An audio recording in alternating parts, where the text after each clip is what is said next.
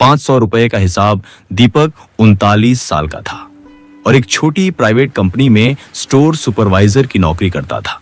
उसकी जिंदगी साधारण थी। पत्नी, 2 बच्चे, किराए का घर और हर महीने आने वाली निश्चित सैलरी। लेकिन पिछले कुछ वर्षों से उसकी एक आदत बन गई थी। जब भी महीने के अंत में पैसे कम पड़ते, वह कहता, कम सैलरी में बचत हो ही नहीं सकती। कभी बच्चों की फीस आ जाती, कभी दवाई, कभी कोई त्योहार, कभी घर का कोई सामान खराब हो जाता।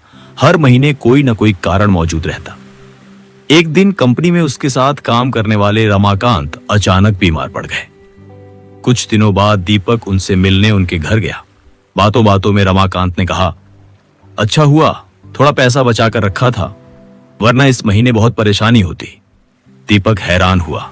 दोनों की सैलरी लगभग बराबर थी। उसने पूछा, तुम बचत कैसे कर लेते हो?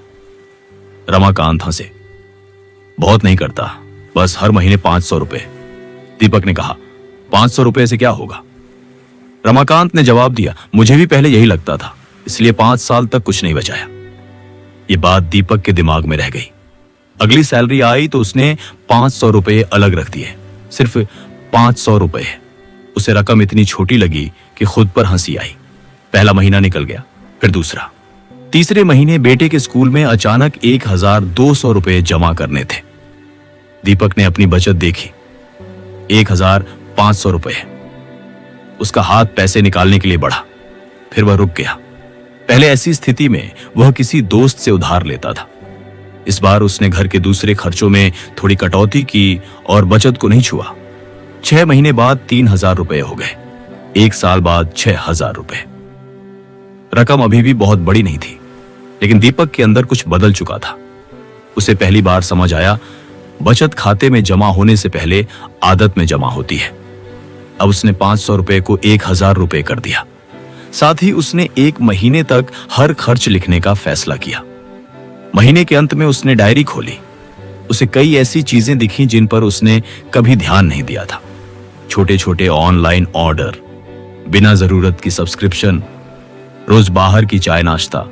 कई खर्च ₹50 या ₹100 के थे। अलग अलग देखने पर मामूली, लेकिन जोड़ने पर लगभग ₹3400। पत्नी ने हिसाब देखा और कहा, इतना पैसा कहां चला गया, पता ही नहीं चला। दीपक मुस्कुराया, यही तो समस्या है। बड़े खर्च हमें दिखाई देते हैं, छोटे खर्च चुपचाप निकल जाते हैं। उसने सारी चीजें बंद नहीं की, बस जो जरूरी नहीं थी उन्हें कम कर दिया। कुछ महीनों बाद वह ₹2000 हर महीने अलग रखने लगा। करीब 2.5 साल बाद उसकी छोटी सी आपातकालीन बचत बन चुकी थी। फिर एक शाम कंपनी से सूचना मिली कि अगले महीने कुछ कर्मचारियों को 10 दिन की बिना वेतन छुट्टी लेनी पड़ेगी। घर लौटते समय दीपक परेशान था, लेकिन वह डर वैसा नहीं था जैसा कुछ साल पहले होता। उसके पास मुश्किल समय के लिए कुछ पैसा था। उस रात उसने अपनी पुरानी डायरी निकाली। पहले पन्ने पर लिखा था ₹500। उसने उसे काफी देर तक देखा। पत्नी ने पूछा, क्या देख रहे हो? दीपक ने कहा, वह फैसला जिसका मैंने कभी मजाक उड़ाया था। कौन सा? हर महीने ₹500 बचाने वाला। पत्नी हंसी, अब तो उससे ज्यादा बचाते हो। दीपक ने सिर हिलाया, बात ₹500 की नहीं थी। फिर वह बोला, उस ₹500 ने मुझे सिखाया कि छोटी शुरुआत का मजाक नहीं उड़ाना चाहिए। कुछ दिन बाद उसका 15 साल का बेटा उसके पास आया, पापा मुझे नए हेडफोन लेने हैं, मेरे पास ₹600 कम है। दीपक चाहता तो तुरंत पैसे दे सकता था, लेकिन उसने पूछा, तुम्हारे पास अभी कितने हैं? ₹1400 है।